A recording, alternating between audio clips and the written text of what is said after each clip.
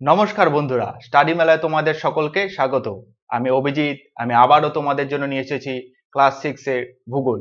এই ভিডিওটা আসতে একটু দেরি হলো, কারণ এই ভিডিওটা তৈরি করতে আমার একটু সময় লেগেছে। তাহলে চলো চটপট দেরি না করে আমরা শুরু করে দিই। সৌরজগতের আরো সদস্য। এর আগের শেষ ভিডিওতে আমরা শেষ করেছিলাম গ্রহ, গ্রহদের বৈশিষ্ট্য এবং সৌরমণ্ডলের যে বাকি 8টা গ্রহ আছে ও তাদের বৈশিষ্ট্য। আজকে আমরা শুরু করব সৌরজগতের আরো সদস্য। সৌরজগতের আরো সদস্যের মধ্যে যেমন গ্রহাণুপুঞ্জ, উপগ্রহ এইসব সম্পর্কে আমরা আজকে জানব। এবার প্রথমেই আমরা দেখি অ্যাস্ট্রয়েড। অ্যাস্ট্রয়েডের বাংলা অর্থ হচ্ছে গ্রহাণুপুঞ্জ। গ্রহাণুপুঞ্জ কি? গ্রহের মতোই ছোট ছোট জ্যোতিষ্ক নির্দিষ্ট কক্ষপথে সূর্যের চারিদিকে পাক খায়। যেমন সূর্যের চারিদিকে যেমন গ্রহ পাক খায়, এবং গ্রহের মতোই ছোট ছোট জ্যোতিষ্ক এরাও সূর্যের চারিদিকে পাক খায়। এখন জ্যোতিষ্ক বলতে তোমাদের কনফিউশন আসতে পারে, জ্যোতিষ্ক কি স্যার? জ্যোতিষ্ক হচ্ছে যে এরকম বড় বড় পাথরের টুকরা, ঠিক আছে, এগুলাকে বলা হয় জ্যোতিষ্ক। এরাও ঠিক গ্রহের মতোই সূর্যের চারিদিকে নির্দিষ্ট কক্ষপথে পাক খাচ্ছে। এদের একসঙ্গে গ্রহাণুপুঞ্জ বলে। এদের একসঙ্গে গ্রহাণুপুঞ্জ বলতে একটাকে বলছে না, অনেকগুলো যখন একসাথে আছে সকলগুলোকে একসঙ্গে বলছে গ্রহাণুপুঞ্জ। মঙ্গল আর বৃহস্পতির মাঝে প্রায় 40,000 গ্রহাণুপুঞ্জ আছে। মঙ্গল গ্রহ আর বৃহস্পতি গ্রহ এই দুটো গ্রহের মাঝখানে ঠিক 40,000 গ্রহাণুপুঞ্জ আছে। আর 40,000 মতো এত মানে এই যে বড় বড় পাথরগুলো 40,000-এর মতো আছে। সৌরজগতের বৃহত্তম গ্রহাণু হচ্ছে সেরেস। আমাদের সৌরজগৎ যে 8টি গ্রহ এবং সূর্য, এই 8টি গ্রহটার মধ্যে গ্রহগুলোর মধ্যে সব থেকে বড় বৃহত্তম গ্রহাণুপুঞ্জ হচ্ছে, তার নাম হচ্ছে সেরেস। এই দেখো, মঙ্গল আর বৃহস্পতির মাঝে প্রায় 40,000 গ্রহাণুপুঞ্জ আছে। যে মঙ্গল গ্রহ এই এবং বৃহস্পতি গ্রহ এর ঠিক এই মাঝখানে প্রায় 40,000 গ্রহাণুপুঞ্জ আছে। অর্থাৎ এরাও সূর্যের চারপাশ দিয়ে, সূর্যের নির্দিষ্ট কক্ষপথে সূর্যের চারপাশে ঘুরছে। এটা কোন দুটো গ্রহের মাঝখানে আছে? মঙ্গল গ্রহ আর বৃহস্পতি গ্রহের মাঝখানে। এবার চলে আসি আমরা ধূমকেতু। ধূমকেতু কি?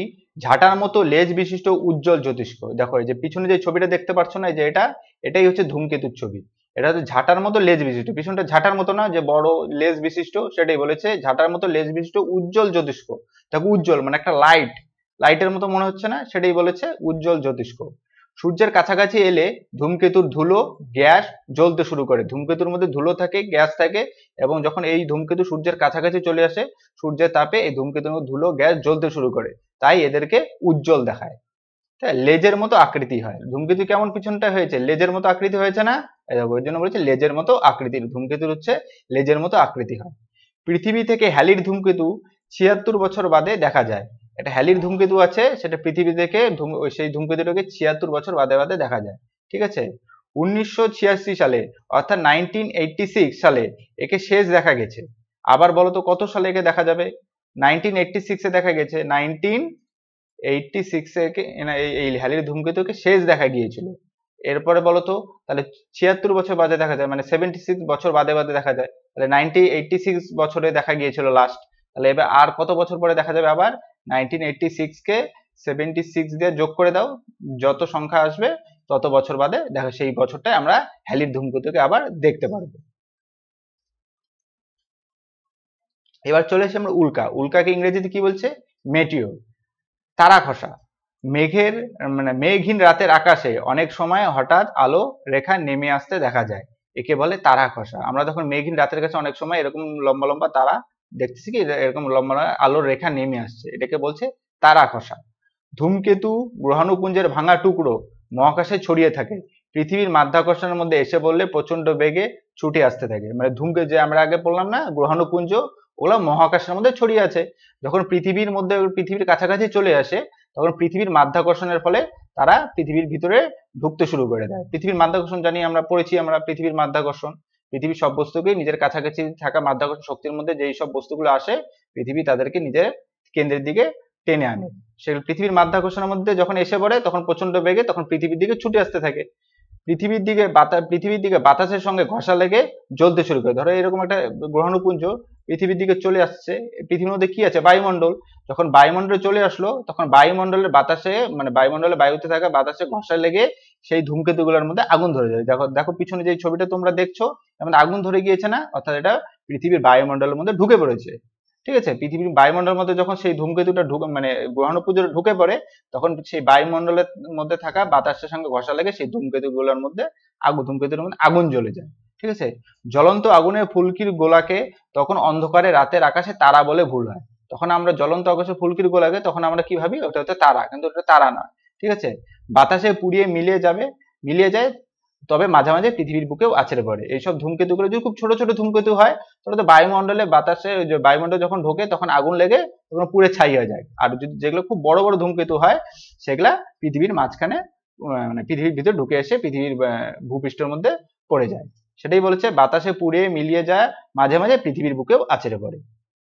তাহলে বুঝতে পারলো এটা কি, উল্কা কি, উল্কা একটা গ্রহাণুপুঞ্জই যখন পৃথিবীর বায়ুমণ্ডলের ভিতরে চলে আসে, তখন বায়ুমণ্ডলে থাকা বায়ুতে ঘষা লাগে, সেই উল্কাটে গ্রহাণুপুঞ্জটার মধ্যে আগুন লেগে যায়, তখন আগুনের একটা গোলার মতো পৃথিবীর দিকে পড়তে থাকে। ঠিক আছে, ওটাকেই বলা হয় উল্কা। ঠিক আছে, এমনি অনেকে বলবো ওটাকে তারা খসা। আসলে এটি উল্কাপাত। ঠিক আছে না, এটা কি আসলে একটি উল্কাপাত। কখনো উল্কা বৃষ্টি দেখেছো? আমিও দেখিনি, শুনেছি বা বইয়ে পড়েছি। উল্কা বৃষ্টি অনেকটা কেমন হয় জানো, এই যে এরকম টাইপের।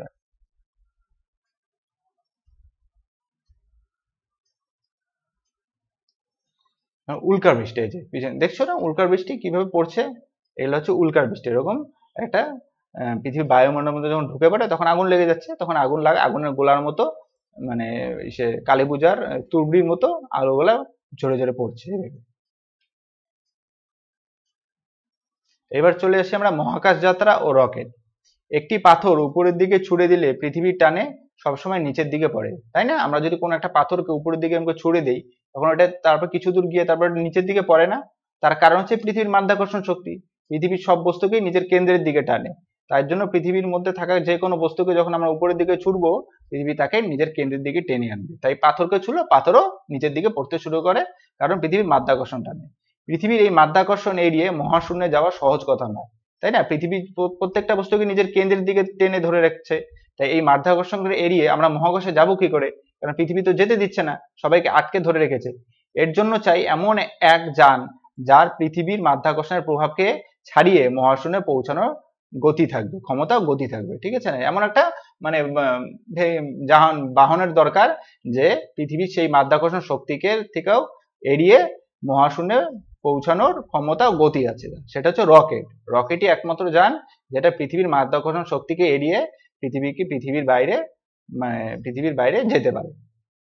রকেট হলো বিজ্ঞানের সেই আবিষ্কার যা সহজে মহাকাশে পাড়ি দিতে পারে, যেটা আগেই বললাম। এমন রকেটই হচ্ছে একটা আবিষ্কার পৃথিবীর বাইরে যেতে পারে, এমন একটা বিজ্ঞানের আবিষ্কার। রকেটে জ্বালানি পুড়ে তৈরি হওয়া গ্যাসের প্রবল ধাক্কায় রকেটের উপরের দিকে ওঠে। এই যে রকেটের পিছন দিক দিয়ে দেখুন আগুন বাড়াচ্ছে না, এটা হচ্ছে রকেটের, সে আগুন বাড়াচ্ছে, তার পিছনে কি হচ্ছে, রকেটকে ধাক্কা দিচ্ছে, সামন দিকে ধাক্কা দিচ্ছে, তার ফলে রকেটটা পৃথিবীর মাধ্যাকর্ষণ শক্তিকে এড়িয়ে মহাশূন্যে চলে যেতে পারছে, অন্যথায় যেতে পারতো না। সেটাই বলছে, রকেটের জ্বালানি পুড়ছে, মানে অর্থাৎ এখানের মধ্যে রকেটের যে জ্বালানি, সেই জ্বালানি পুড়ে গিয়ে প্রবল গ্যাস তৈরি হচ্ছে, সেই গ্যাসের ধাক্কায় রকেটটা উপরে উঠছে।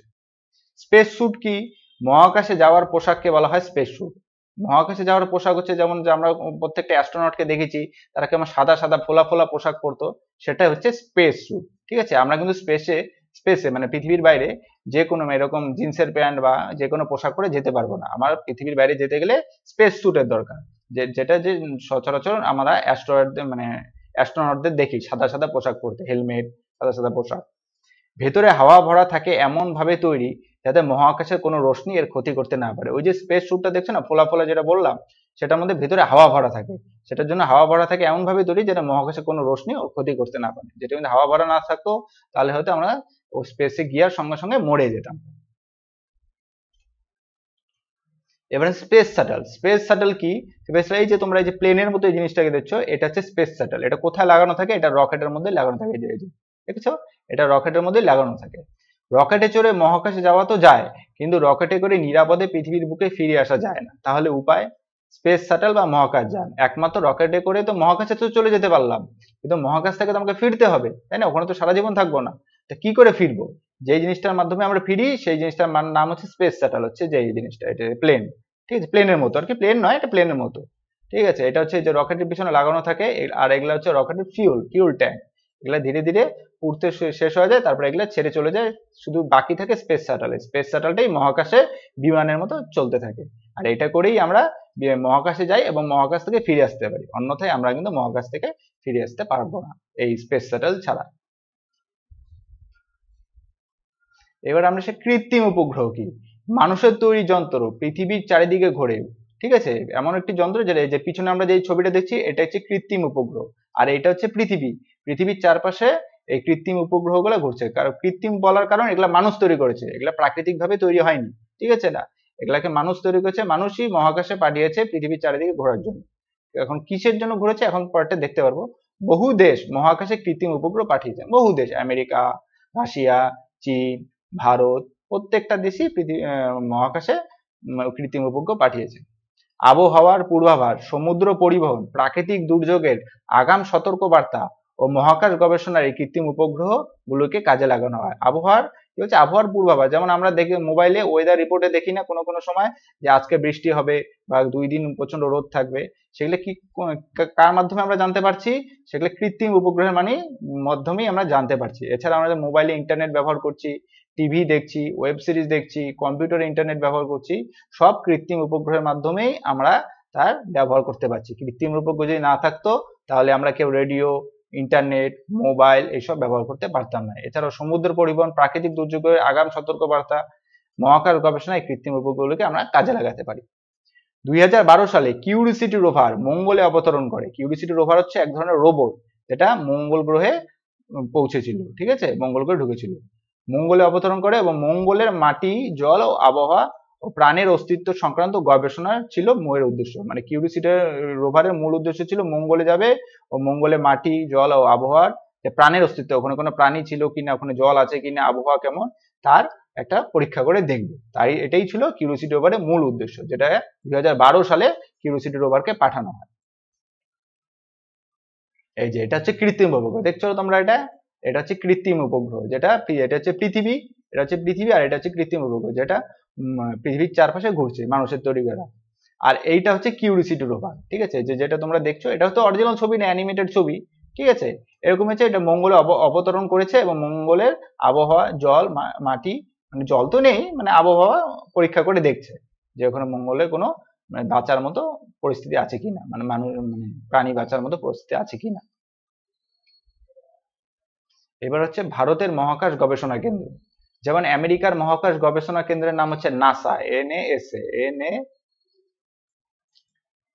নাসা, ঠিক আছে, এমনি তেমনি ভারতের গবেষণা কেন্দ্র আছে, ভারতের গবেষণা কেন্দ্র নাম কি, ইসরো, ঠিক আছে, ইসরো। এখন ইসরো ফুল ফর্ম কি, ইসরো ফুল ফর্ম হচ্ছে ইন্ডিয়ান স্পেস রিসার্চ অর্গানাইজেশন, ঠিক আছে, ভারতের মহাকাশ গবেষণা কেন্দ্র, ঠিক আছে, প্রত্যেকটা দেশেরই মানে বড় বড় প্রত্যেকটা দেশেরই মহাকাশ গবেষণা কেন্দ্র থাকে, তেমনি ভারতের মহাকাশ গবেষণা কেন্দ্রের নাম ইসরো, যার ফুল ফর্ম হচ্ছে ইন্ডিয়ান স্পেস রিসার্চ অর্গানাইজেশন। এবার আমরা আসি ভারতের কৃত্রিম উপগ্রহ। ভারতের প্রথম কৃত্রিম উপগ্রহ কি, ভারতের প্রথম কৃত্রিম উপগ্রহ আর্যভট্ট, হয়েছে, এটা হচ্ছে আর্যভট্টের ছবি, ঠিক আছে, এটা হচ্ছে ভারতের প্রথম কৃত্রিম উপগ্রহ। ভারত যখন প্রথম কৃত্রিম উপগ্রহ পাঠিয়েছে মহাকাশে, সেই কৃত্রিম উপগ্রহটার নাম দিয়েছিল আর্যভট্ট। এছাড়া আরো কয়েকটি কৃত্রিম উপগ্রহ ভারত পাঠিয়েছে, যার নাম হচ্ছে ভাস্কর 1, ভাস্কর 2, ইনসার্ট, এগুলো হচ্ছে প্রত্যেকটা কৃত্রিম উপগ্রহ ভারতের, ঠিক আছে, যেটা ভারত মহাকাশে পাঠিয়েছে। আচ্ছা, ভারতের প্রথম মহাকাশচারী মানে ভারতের কোন ব্যক্তি প্রথম মহাকাশে গিয়েছিল, তার নাম হচ্ছে রাকেশ শর্মা। এই যে ইনি হচ্ছে সেই রাকেশ শর্মা, ঠিক আছে, ইনি প্রথম ভারতীয় ব্যক্তি যিনি মহাকাশে গিয়েছিলেন।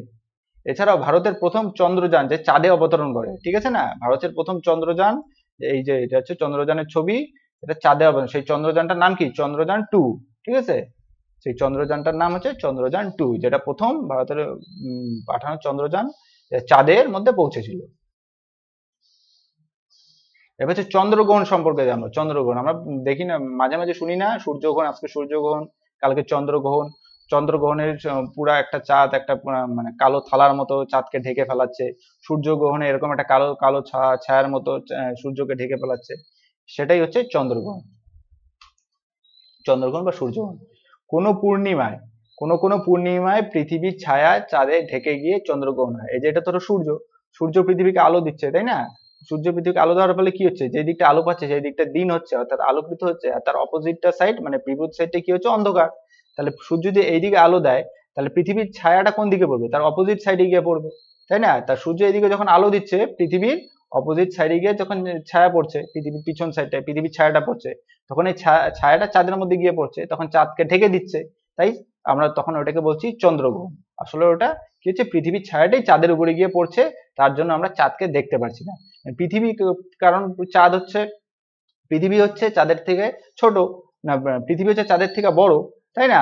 তাই পৃথিবীর উপরে যখন সূর্যের আলো দিবে, সম্পূর্ণ পৃথিবীর বড় ছায়াটা কার উপরে গিয়ে পড়ছে, চাঁদের উপরে গিয়ে পড়ছে, তখন চাঁদ ঢেকে যাচ্ছে। ঠিক আছে, পৃথিবীর ছায়া ঢেকে যাচ্ছে, ওটাকে বলছে চন্দ্রগ্রহণ। কারণ পৃথিবী ঘুরছে না, তখন এইভাবে পৃথিবী সূর্যের চারিদিকে ঘুরছে, তাই না? পৃথিবী দেখবে আমরা পড়েছি এর আগে, প্রত্যেকটা গ্রহই সূর্যের চারিদিকে ঘুরছে, তখন পৃথিবীও ঘুরছে, পৃথিবী এভাবে সূর্যের চারিদিকে ঘুরছে। তা ঘুরতে ঘুরতে যখন সূর্য, পৃথিবী আর চাঁদ একই সরল রেখায় চলে আসে, তখন সূর্যের যে আলোটা আসে তখন পৃথিবীতে পড়ে, আর পৃথিবীর যে ছায়াটা পড়ছে সেটা সম্পূর্ণ চাঁদের মধ্যে গিয়ে পড়ছে। যার জন্য যার জন্য কি হচ্ছে, পৃথিবী যে সম্পূর্ণ পৃথিবীর যে আলোটা পড়ছে আর পৃথিবীর ছায়াটা চাঁদের উপর, যার জন্য চন্দ্রগ্রহণ হচ্ছে। এবার হচ্ছে চাঁদে অভিযান, মানে চাঁদে যাওয়া যাক, ঠিক আছে না, দেখা যাক চাঁদে কি আছে। 1969 মানে 1969-এ 16ই জুলাই আমেরিকার কেনেডি স্পেস সেন্টার থেকে উড়ে গেল অ্যাপোলো 11। এই যে অ্যাপোলো 11, আমেরিকার কেনেডি স্পেস সেন্টার, সেখান থেকে 1969-এ 16ই জুলাই অ্যাপোলো 11 একটা রকেট উড়ে চলে গেল। ঠিক আছে, এর একটা অংশে, মানে ধরো এই যে এরকম একটা অংশে, সেই একটা অংশে কে বসেছিল, নীল আর্মস্ট্রং ও এডুইন অলড্রিন। ঠিক আছে, এরাই কিন্তু চাঁদে প্রথম অবতরণ করেছিল, প্রথম মানব, মানে মানুষ যে চাঁদের মাটিতে পা রেখেছিল। কি নাম তার, নীল আর্মস্ট্রং। কোন রকেটে করে গিয়েছিল, অ্যাপোলো 11। ঠিক আছে, কোথা থেকে রকেটটা উড়েছে, আমেরিকার কেনেডি স্পেস সেন্টার থেকে। কত সালে, 1969, অর্থাৎ 1969 সালে 16ই July. Neil Armstrong, Edwin Aldrin, এই যে একটা ছোট্ট অংশ, এই অংশটার নাম হচ্ছে ইগল। ঠিক আছে, রকেটের এই যে ছোট্ট অংশটা দেখছো, এই অংশটার নামই হচ্ছে ইগল। এই যে তারপরে যখন উড়ে চলে গেল, তখন হচ্ছে চাঁদের মাটিতে পা ছিল কবে, 20 জুলাই। তাহলে পৌঁছেছিল, শুরু করলো কবে, যাত্রা শুরু করলো 16ই জুলাই, পৌঁছে গেল 20 জুলাই। 20 জুলাইতে পৌঁছে প্রথম চাঁদের মাটিতে পা রাখলো। কি নাম তার, নীল আর্মস্ট্রং। এই যেটা হচ্ছে নীল আর্মস্ট্রং এর ছবি। আর তোমরা পিছনে যে ছবিটা দেখছো, এটা হচ্ছে চাঁদের ছবি। ঠিক আছে, এই জন্য চাঁদের মাটিতে প্রথম পা ছিল নীল আর্মস্ট্রং 20 জুলাই। আর যে সাদা সাদা পোশাকটা দেখছো, এটা কি বলে, স্পেস স্যুট। ঠিক আছে, এটা ছাড়া কিন্তু স্পেসে কেউ যেতে পারবে না, আর যদি যাওয়ার চেষ্টা করে তাহলে টাটা বাই বাই। এবার মহাকাশচারী, মহাকাশে প্রত্যেকজন যখন যায় তারাও স্পেস স্যুট পরে যায়, এই যে এই পোশাকটাকে বলে স্পেস স্যুট, এটা পরেই যায়, এটা ছাড়া কেউ মহাকাশ বা অন্য কোনো গ্রহে যেতেই পারবে না। এবার লাইকা, মহাকাশে প্রথম রাশিয়ার কুকুর লাইকা, ঠিক আছে, পাঠানো হয়। মহাকাশের প্রথম যাত্রী, মহাকাশের প্রথম যাত্রী, মহাকাশে কিন্তু প্রথমেই মানুষকে পাঠানো হয় না, পরীক্ষা করার জন্য একটা কুকুরকে পাঠানো হয়, প্রথম দেখে যে কি হয় বিষয়টা, ওই জন্য প্রথমেই কুকুরকে পাঠায় দেওয়া হয়। তা মহাকাশের প্রথম যাত্রী হচ্ছে রাশিয়ার কুকুর লাইকা। সেই কুকুরটার নাম হচ্ছে কি ছিল, এই কুকুরটার নাম হচ্ছিল লাইকা। ইনি এই কুকুরটাই সবার প্রথম মহাকাশে গিয়েছিল, কিন্তু দুর্ভাগ্য কুকুরটা বেঁচে ফেরেনি, মারা গিয়েছিল। ঠিক আছে, সালটা ছিল 1957, 1957। ঠিক আছে, এই সালে প্রথম মানুষরা পরীক্ষা করার জন্য মহাকাশে একটি কুকুরকে পাঠায়, তখন এই কুকুরটার নাম হচ্ছে লাইকা, রাশিয়ার এটা। পৃথিবীর প্রথম মহাকাশচারী কে, ইউরি গ্যাগারিন। এই যে ইনি হচ্ছে সেই ইউরি গ্যাগারিন, পৃথিবীর প্রথম মহাকাশচারী। ভারতের প্রথম মহাকাশ, মানে ভারতের প্রথম কে যে মহাকাশে পাড়ি দিয়েছিল, সেটা হচ্ছে, কে পড়লাম আমরা, কাকে বললাম, ভারতের প্রথম মহাকাশচারী কে ছিল, রাকেশ শর্মা, তাই না? আর পৃথিবীর প্রথম মহাকাশচারী কে, পৃথিবীর প্রথম মহাকাশচারী ইউরি গ্যাগারিন, এই যে এই লোকটি প্রথম মহাকাশে গিয়েছিল। এবার হচ্ছে প্রথম মহিলা মহাকাশচারী, উনি তো প্রথম পুরুষ মহাকাশচারী ইউরি গ্যাগারিন। ঠিক আছে, প্রথম মহিলা মহাকাশচারী যিনি মহাকাশে গিয়েছিল তার নাম ভ্যালেন্তিনা তেরেস্কোভা।